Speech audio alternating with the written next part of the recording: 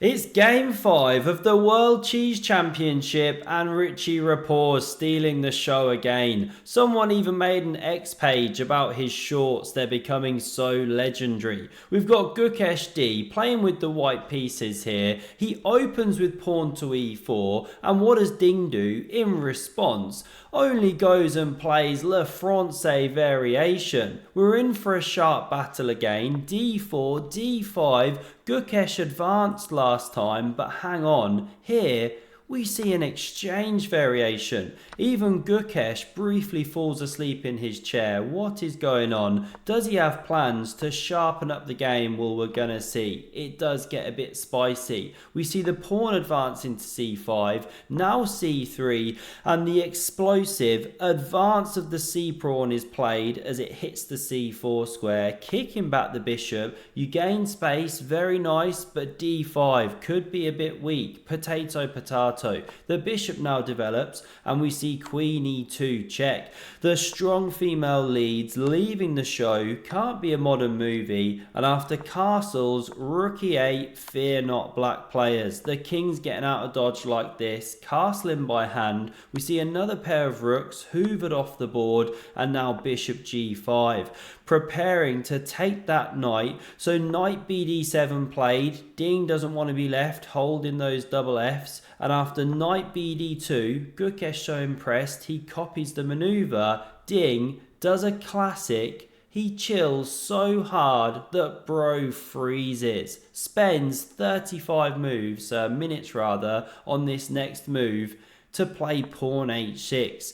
Now the bishop tucks back here. It's spinning around potentially, but Ding plays this move now to interrupt. Something's flashing in my room. Sorry, 1 minute. Okay, things just got a bit ravey. Mushrooms. We'll have to carry on without the background light. The battery's low, but we're cracking on with the show anyway. g5 has now been prepared to then pick up the bishop pair. This is the point. How's Gukesh going to fight against it? Well, he starts with this check.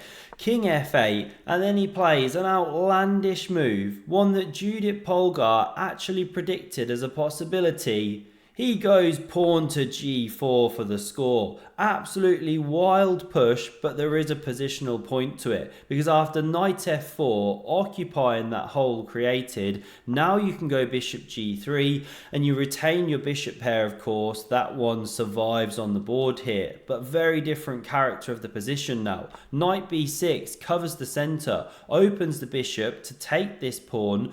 No time to go h3, you know, the knight's eyeing that square, and so Gukesh has to plow forward here with Gary the debt collector. We see an exchange, knight recaptures, and bishop d7. Stacks the clergyman like a lovely Christmas tree. It's on the way, ho ho ho. And speaking of which, by the way, have a look at the banner on screen. 80% off in the Remote Chess Academy shop. Absolutely phenomenal, once a year sale. Get that 2000 bundle, get the super bundle, incredible courses. Check out the link in the description. Now we see knight g to f3. It's rotating into the e5 outpost, so the file is challenged, very natural.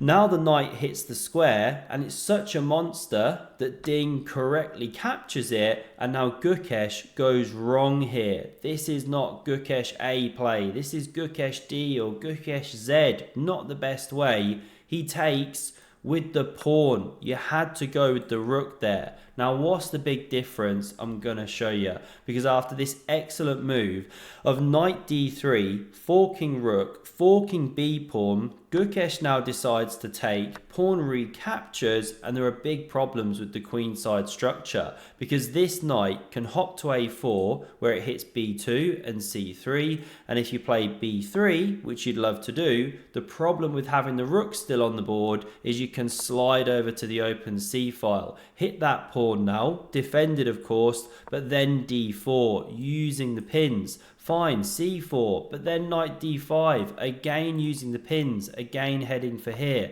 Here's one sample line about how black gets the initiative. Watch out for this check to win a rook, so king f1. And yes, you can now win a pawn in the center like this, but how about that for a nasty rude awakening? The pawn pushes, so you can't actually take here. Rook d8 could be on the way. Black is killing it, and this one's a monster. Imagine bishop e4. These are the kind of themes that could have emerged. So that was why the rooks had to leave the board, but didn't happen. Now we see f3 to march in the king, knight a4. Now the best way to go, will Ding show some real ding dong?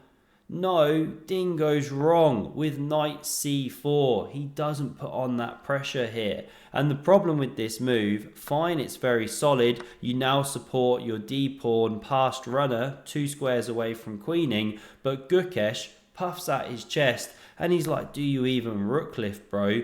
Because after this great move, bishop c6 played to free this d file for the rook, as well as hit this rook and the pawn. Well, Gukesh has got the excellent rook d4, not rook takes c4, or you allow the rook to come to this file, the pawn is pushing. So this is best. He comes behind the pawn. Yes, this one drops, but after king f2, you're marching in, you're setting up a dark square blockade. Now the best move here was actually bishop h5. Still you can't take, or the pawn runs. Here's a sample line with this king e3, b5 kind of thing. I mean, yes, this is still drawish with the opposite colored bishops and everything like that, but feels like Ding could have pressed for a few moves. He's a pawn up after all. Here's one sample ninja line that the Stockness monster finds, but he didn't even go for this. Ding retreated like this. Very, very lackluster end to the game here. This is how it went. Light square blockade set up. Ding's even a pawn down now after that one's captured, but neither player can make any progress. Dark square blockade versus light square blockade. Draw by threefold. Boo. Very disappointing. Spicy middle game, but never quite turned up the heat towards the end.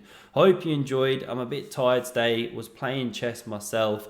Do check out the link in the description, the Remote Chess Academy shop. Truly fantastic courses, and I hope to see you again for tomorrow's recap.